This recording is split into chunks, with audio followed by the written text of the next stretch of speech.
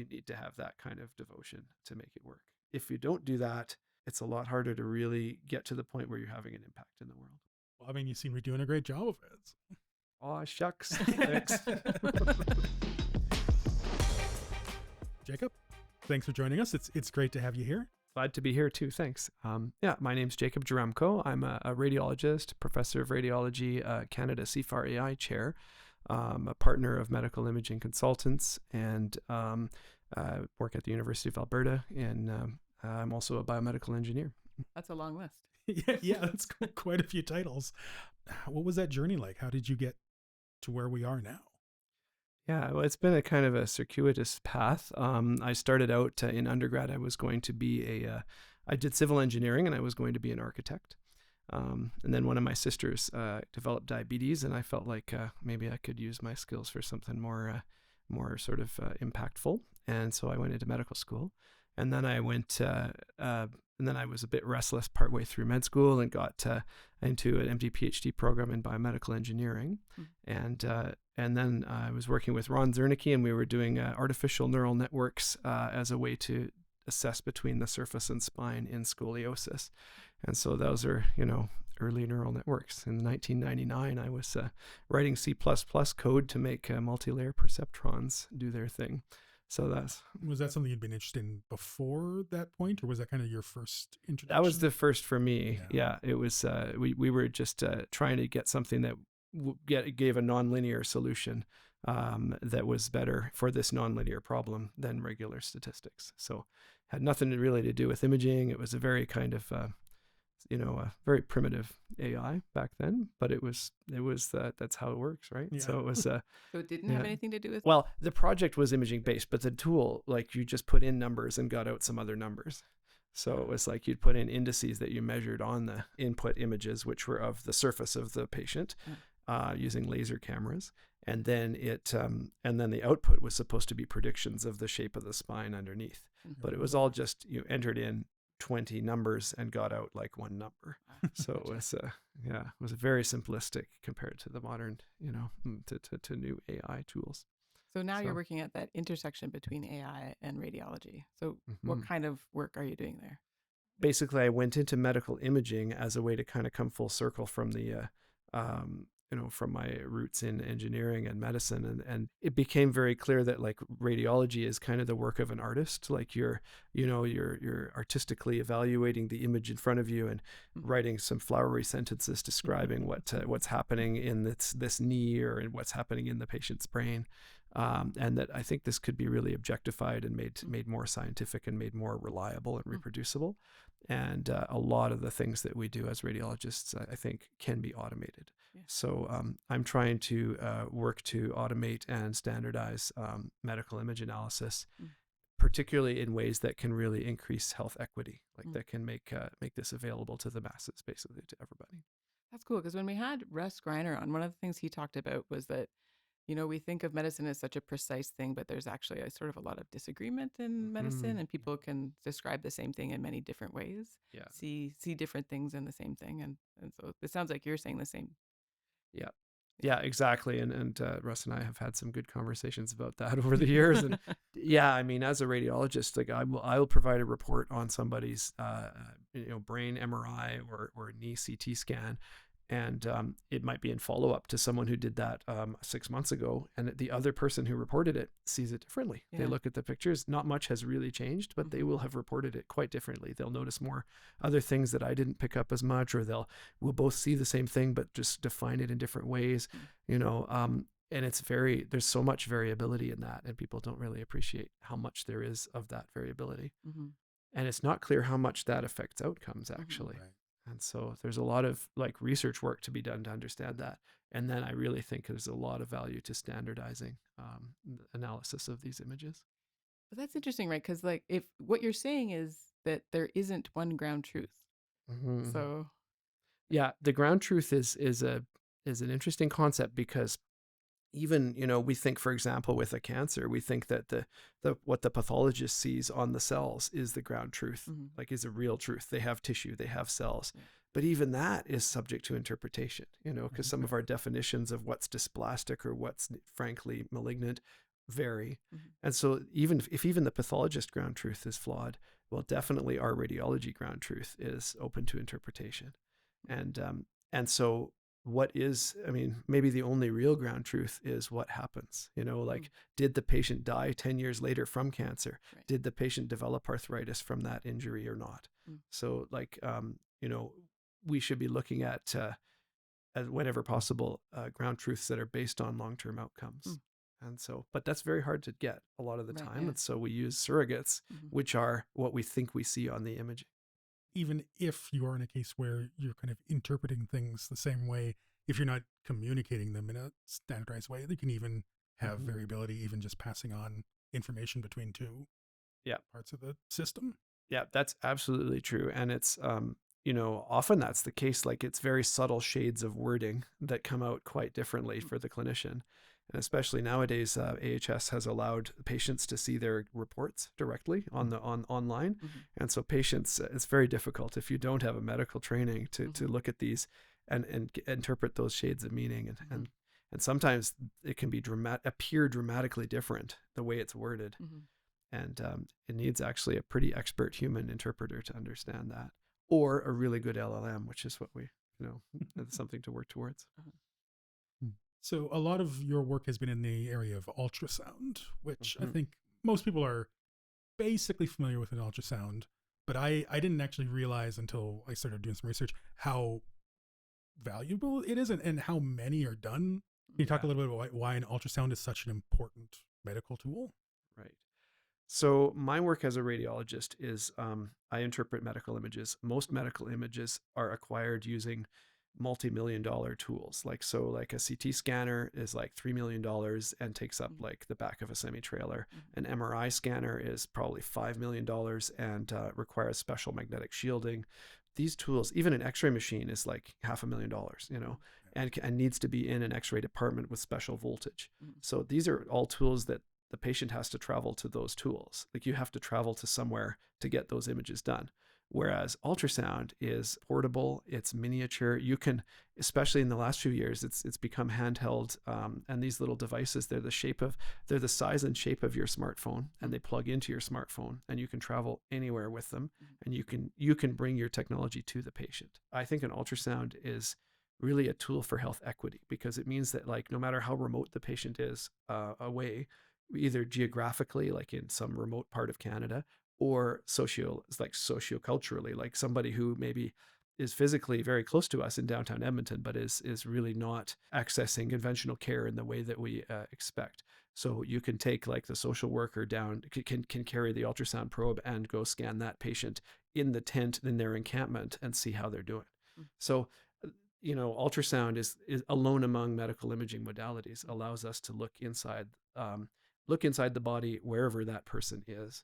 And that way you can help anybody with it. So I think there's it's really quite beautiful. It's very different than all these other tools. It's something that you can have non-experts learning to do scans, and you can distribute medical care widely across the whole country using. So that's why you are interested in ultrasound. What benefits does AI bring? So the main problem with ultrasound is, like, what I've just described sounds all awesome. Yeah. And if it was like a camera, if it was taking, like typical natural images inside the body, you'd be like, oh, well, I see. Oh, there's a gallstone. Oh, there's, but the problem is that the actual ultrasound images are generated from longitudinal waves, like sound waves. And so the rules of physics that are generating those pictures are totally different than normal pictures. And light. And it's very hard for people to understand, like, just without training, you're looking at these pictures and it just looks like a snowstorm. So in that setting, it's really easy to acquire images, but it's a lot harder to interpret and understand what you're looking at. This is where AI can come in, because we can train the AI using thousands of pictures that have been acquired previously and have been interpreted for us by experts. And we can train the AI using that to basically transfer that expert knowledge into helping the non-expert user interpret the pictures. So the two ways that our ultrasounds that we're working on, AI helping ultrasound, is number one, in helping to acquire the images. So if, I handed either of you an ultrasound probe and said, scan this patient's hip or scan this patient's gallbladder, then you wouldn't really know what you're doing. But with a little bit of training to find the right bit of anatomy, then you could scan in the right general area. And then the AI can provide a little bit of guidance, kind of, we can kind of gamify it and make it so that you can, when you start getting good enough images, the green progress bar lights up, and then, and so you learn how to get the best images with it. So that's image guidance. And so for that, it needs to be the AI is ingesting the pictures and is interpreting them on the fly very quickly with a low latency. Has to work really fast to do that, and then give back an assessment of the quality. And then there's the diagnosis. So the AI reading the pictures and like identifying there's the right anatomy. Yes, you are scanning the gallbladder, and then identifying that looks like a stone, and then with a certain confidence, and then coming back with a screening diagnosis for you. If you have the AI doing that, then suddenly the level of expertise needed to use the tool is much lower than without AI. So anybody can hold an ultrasound probe, and but to interpret the pictures and generate something that's kind of useful clinically requires either a lot of training or some training and AI. Right. Oh, cool. So it's really opening doors. It's really sort of leveling the playing field when it comes to medical imaging. Exactly. Yeah. Is that something you're passionate about? Yeah, I think that's, I'm proud of my expertise. I have like 19 years of post-secondary education. I've been at this for a while, but I do think that, a lot of the things we do don't need as much expertise as they have in the past. And so AI can make it so that you can be less and less expert and still get a useful result. And so that does level the playing field. It means that if you need to be less expert in something, you can have way more people worldwide able to do those scans and benefit from them. And I suppose the training as it is right now to be able to read one of those ultrasound images is very specialized and takes a long time. So I imagine it would make it easier to maybe free up time for those people with that expertise to kind of deal with more difficult to understand cases. People that, my colleagues in radiology sometimes worry I'm trying to put us all out of jobs, but that is not actually the case. What actually happens is that the AI ultrasound introduces another layer of screening where, there's the question, is this patient normal or do they have something wrong? So the AI can help answer that. And then the people who have something abnormal would then go on to get a confirmatory conventional scan and be assessed by an expert. But it's that first step of saying, should we even bother to take this person into be seen by an expert or not? That bit, the AI can really triage and really cut back the amount of sort of useless scanning we do, and make everyone, the experts' jobs much more interesting because they're doing only the useful things. And from your experience as a radiologist, how common is it that you'll get a scan and it kind of shows nothing or shows that it wasn't really necessary? Yeah, very common. So I have training in pediatric radiology and in musculoskeletal radiology. And in musculoskeletal radiology, a lot of what we do, probably our most common single imaging test these days is a knee MRI. And most people's knee MRI is not of any clinical value. Like if you're 55 and you have a sore knee, you probably have arthritis of your knee, and an x-ray will tell you in about 5 seconds whether you have enough arthritis to be put in a lineup for a joint replacement or not. And the MRI adds very little value. And so we're reporting, spending day in, day out, and spending a lot of Alberta healthcare money to report MRI detailed findings of these people's knees that don't mean anything. Doesn't matter. Wouldn't change the trajectory. Doesn't add anything. Yeah. That's pretty frustrating to be wasting everybody's time and effort that way. And so if we can have tools that can cut that back and triage and help people to see, we don't need this. We actually don't need this test. That's a super helpful contribution. How do you think about how to integrate AI into these pipelines? Like, I know you've been interested in reinforcement learning and trying to integrate reinforcement learning. How does that fit in? The simplest sort of analysis of medical imaging is just to use a deep learning network. So you take, here's a ultrasound of a patient, and I want to take this picture and I want an AI network to read that image and come up with an answer. Is this abnormal or not? But like actually clinical care is really more of a sequence of decisions. So, and when you have a starting state and you have a series of decisions that are made that lead eventually to an outcome, that's actually the framework of reinforcement learning. Yeah. And as a fellow of Amii, we're in exactly the right place to be studying reinforcement learning because that's, this is the home of reinforcement learning. And so it's really the right approach for clinical medicine because It's a series of steps, and each step, it might not be immediately obvious from step 5, the result of this particular lab test or this particular image, how that will affect step 23, which is, the patient's demise or not. So developing a framework to analyze all of that together, that's reinforcement learning. And so we've been working on ways to use what we call deep reinforcement learning. So where you take where you might be using an individual image analysis, you might actually be using a deep learning network, but you are integrating the whole pathway with reinforcement learning. We also are doing work where even within image analysis, we actually are using reinforcement learning. And that was one of our recent publications, is that, if you take a video of ultrasound images, there's actually a sequence of decisions that the clinician, that the radiologist makes when I look at it. First, I look at the images to see, is this ultrasound the right body part? Then, Important. it's very important. And once I've determined that, are all of these images useful? Like, is this high enough quality to make a diagnosis at all? And then, which images are the most useful? I might have a video of 1,000 images, and which 50 are the important ones, like frame selection. And then in those 50, I need to do segmentation, detecting the anatomic structures, and then classification, is there pathology or not? And that can all be done actually quite efficiently in a reinforcement learning framework. So, going step by step like that through a sequence of decisions until you come to, yes, I can conclude with this AI that there is pathology in this patient, or no, it looks normal, or no, this images are inadequate and need to be recaptured. So we've been developing a deep RL framework to analyze that. I think it's kind of a fun direction. That kind of fits in what you were saying before, where when you said the only real ground truth was sort of the outcome. I mean, like, as a patient, that's what the decisions are important, but I'm concerned with the outcome of the treatment. I'm concerned with the outcome. Like, did this ultrasound show us anything, give us more information? So it does seem like a natural fit. Yeah. And so if it's not affecting the outcomes, then we shouldn't even do it. And if it is affecting it positively, well, can we skip some other stuff to get to this more efficiently? So can we actually redesign the whole framework of care using what we learn from these reinforcement learning approaches? A lot of your work has also been, you talked about, it's very important for you to be able to make this kind of care more accessible to people. And you've brought up a couple of examples. But I know when we're talking ultrasound specifically, there is a lot of concern for rural communities or a lot of Indigenous communities here in Canada about having access to that. So, like, what are the unique challenges that these communities might face when it comes to trying to get access to this type of technology? Right. So, as an example, every child should have their hips checked to see if they have dysplasia or not.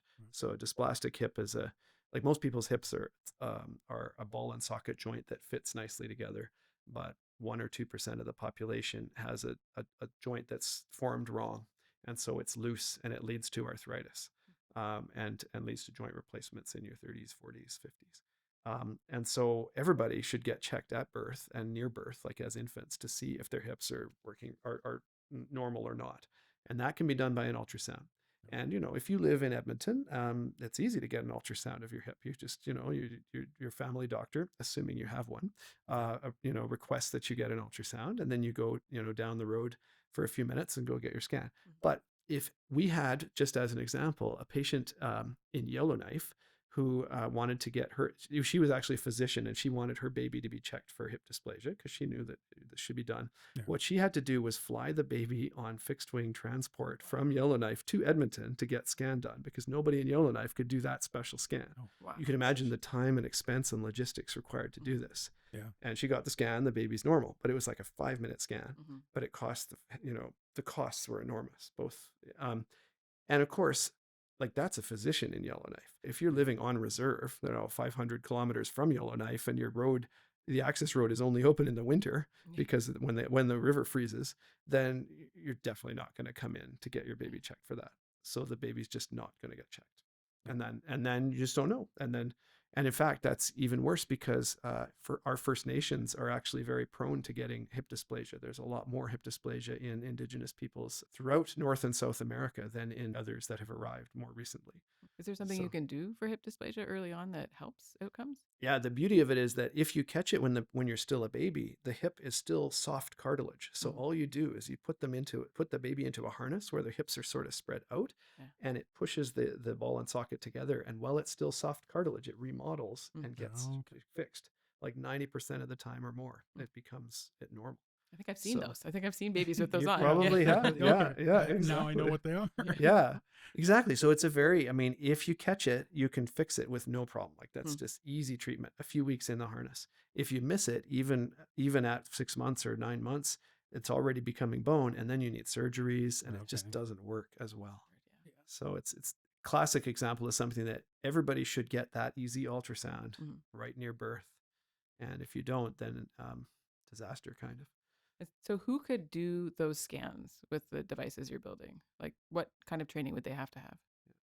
So currently, if you don't have the AI device, Right. then you have to be a sonographer. You need to have gone to several years of ultrasound school and then also had special work in hips, right? So it's like a pretty big deal to be a musculoskeletal sonographer. But with the AI tool, our pilot study, which we've been doing, we've scanned about 2,000 babies so far in Alberta. We've been teaching registered nurses, LPNs, licensed practical nurses. We're on Siksika Reserve near Calgary, where we've been training just local community members to do the scans. I could train either of you to do it. Okay, It'd take we'll take a couple hours. We do need some babies to scan though. That's the only problem. But and then I would imagine, I mean, like you said, it is something that might affect 1 to 2% of infants. And then if you did have somebody with this kind of baseline of training and there was detected something, there's also the opportunity to, if that needs to be confirmed or something, you could. The goal of our approach would be to scan everybody, like all the babies in Alberta, all the babies in Canada eventually.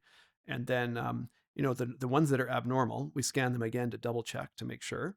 And then we send them in. Those people do have to travel in and get seen properly by an orthopedic surgeon, by a radiologist, get like it confirmed and get a management plan for their diagnosis. Right. So, and at that time, we would do a fancy 3D ultrasound of the hip and get a really nice picture of how the hip is formed and try and understand exactly what treatment we should use. So, but yeah, so you can't avoid, I think you can't avoid visiting the hospital at some point. But for the 98% of the people who don't have hip dysplasia, they don't have to go in. But the ones who do will have to go in, once probably. But even there, we can help because the treatment requires monitoring and follow-up every couple of weeks. Why not do that portably as well? Right. So, instead of having to fly from Yellowknife to Edmonton every couple of weeks. Right, exactly. Fly in once, get your diagnosis, and then maybe at the end of treatment have one more visit. But in between, you can get checked at home. So. Yeah, really cool. It's completely transform the treatment for that. Yeah, very cool. And I mean, take a lot of the stress out of it for, the parent, so I would imagine it's such a stressful situation. Yeah. There's so many benefits to being in the community for people. Yeah. We've sort of been dancing around the fact that you're actually an entrepreneur. So everything we're talking about is stuff you're actually building and getting out into the world. So what is it like to be a scientist and a co-founder?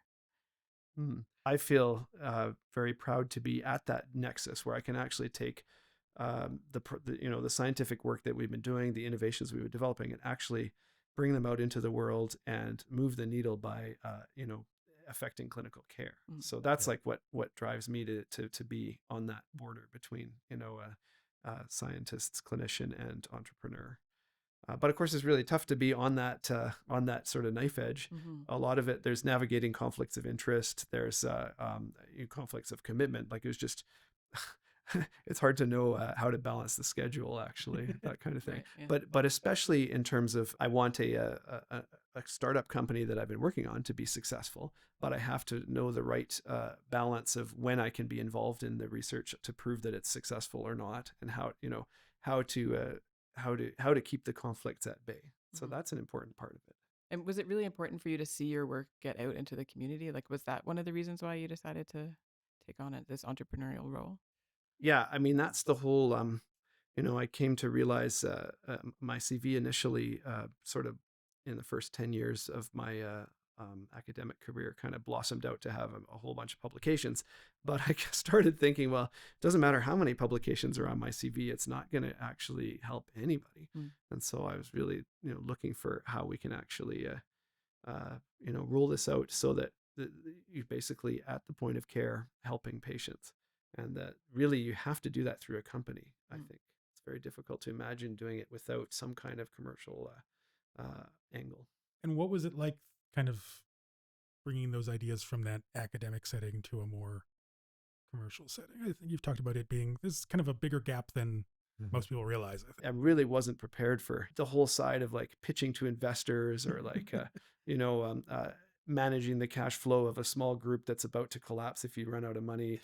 These sorts of, this is not something that my medical training prepared me for. It sounds like maybe a bit of trauma talking there. Yeah, there's some, it's pretty hard because you have to make, the company has to survive every minute, it can't just, it has to survive the whole time, and you have to have a short-term plan and a long-term plan. Just like with a patient. Yeah. You have to survive the whole time. Yeah. The heart has got to keep beating. So the startup working with the ultrasound imaging that you did was Meadow AI. Yeah. And it's been a little while since that was acquired by Echo. Yeah, so what happened is our startup company, Meadow.ai, was built to initially for that hip ultrasound project, but also for some other ultrasound AI projects. And we chose to use a venture capitalist approach where we were funded by venture capitalists. Then as we were looking to go to the next round of funding, there was interest from others to acquire us. And so Echo bought the company. And what they did is, Echo is a company in the US, a startup company that makes ultrasound hardware. So they make really cool ultrasound probes that are very inexpensive and generate 3D ultrasound. And they're working on mobile on flexible probes. Like they have some really interesting types of hardware. But they recognized that they needed a software division. They needed an AI division to help develop the tools to power those probes.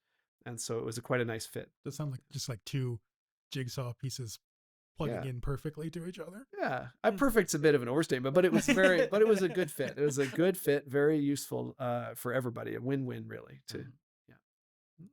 And I know we talked to you a little bit about that when that happened, but you said it's been about 2 years now. Yeah. So any updates? Like how has the last 2 years been? It's been really productive. We've had the ultrasound probes that Echo has made are for sale in the US, not yet in Canada. You can go online and use discount coupons and acquire buy yourself a probe.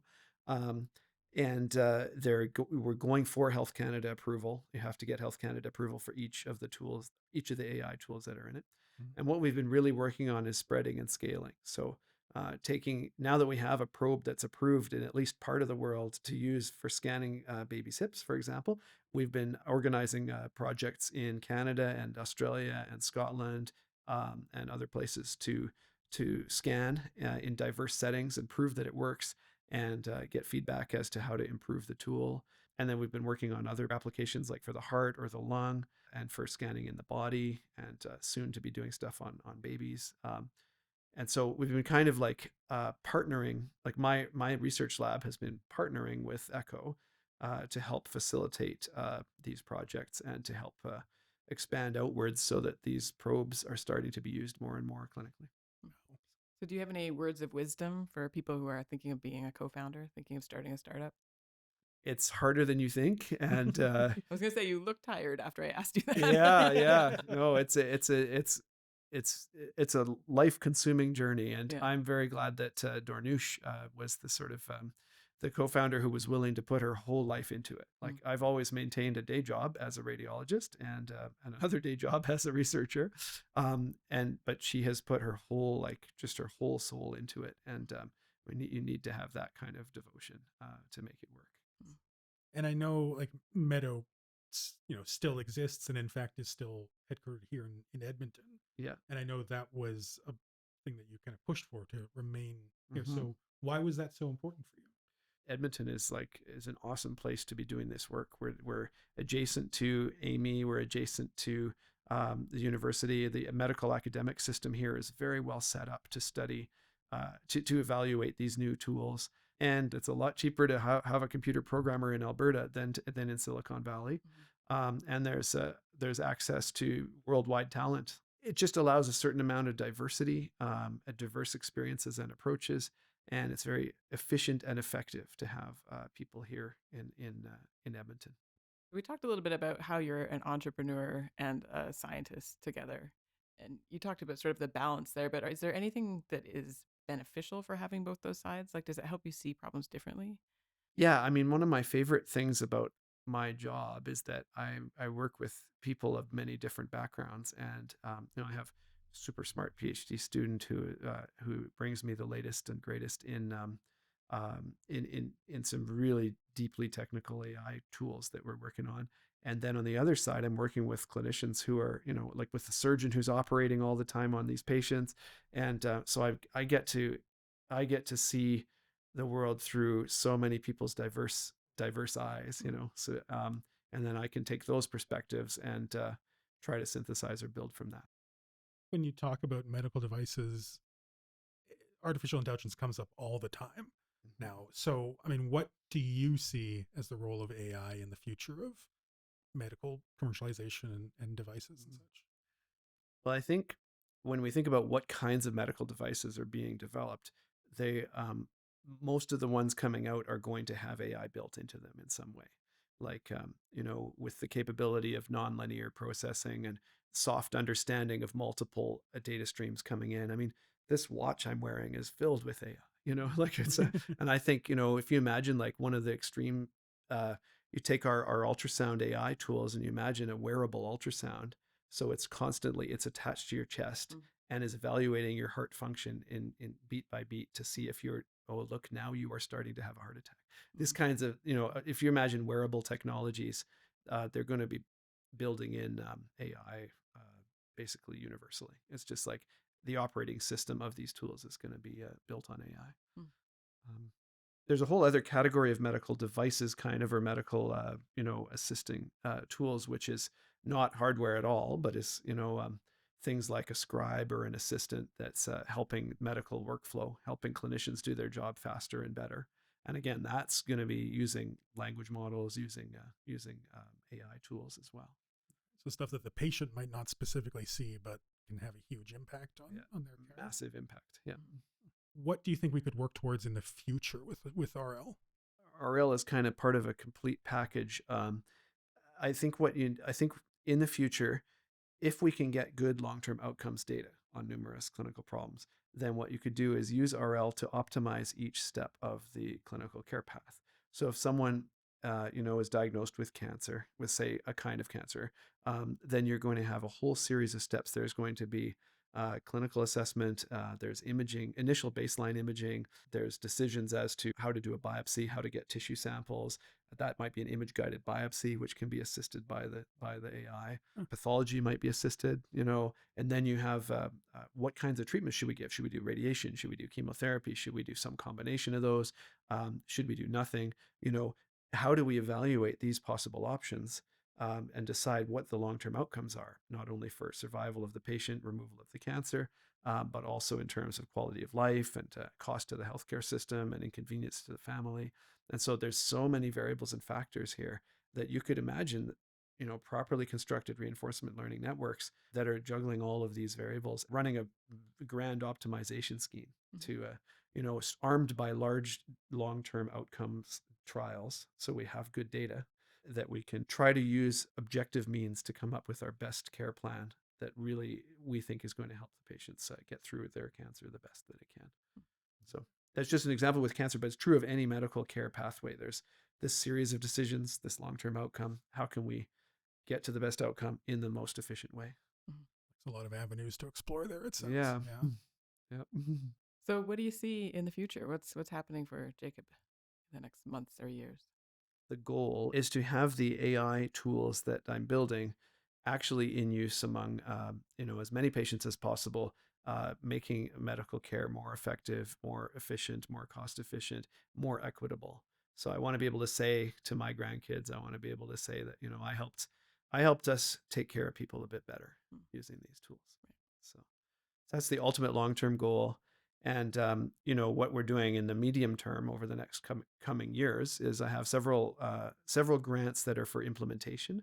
So I'm focusing not so much on developing the AI tool itself, like on developing the AI network, like a deep learning to interpret images, but to actually bringing that to work in clinics and with patients. That's the hard stuff, but we're getting lots of grant funding and lots of interest in trying to actually bring stuff from that world into the real world. And that's the hardest place to be, but I think it's the most valuable place to be. So that's where my team is right now.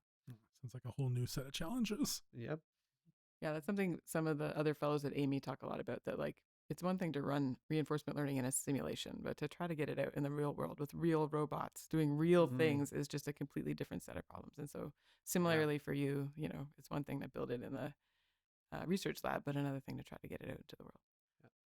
Yeah, it's trivial to read like an echocardiogram that's been done by an expert, and we have these beautiful, beautiful pictures that were obtained by someone who's been trained for many years. What's very difficult is to have a stressed out junior resident in the intensive care unit scanning a very sick patient, Right. trying to decide, is this patient having having a heart attack or not? Yeah. Right. So that's it. That's where we need the AI to work. Right. Yeah, that's where it'll have like a really impact That's where on it people's matters. lives. You're sort of like offloading the expertise from the person to the AI. The AI is going to help sort of fill that gap when it can't be there in the person. Yeah. Yeah, you shift the balance from like human expert with kind of dumb tool to making it that you have, a human who still has to have some expertise, a little bit at least, and a much smarter tool. Yeah. And then you can, that playing field gets more level, like you said. Right. Yeah. Yeah. Well, I hope maybe you'll come join us again sometime and we can talk about how that implementation part of things is going. So I'd really like to hear more about what you're able to achieve. Yeah, thanks. Well, I'm hoping to have some good news. Yeah. Thanks for coming, Jacob. Yeah, it's a pleasure. Thanks for having me.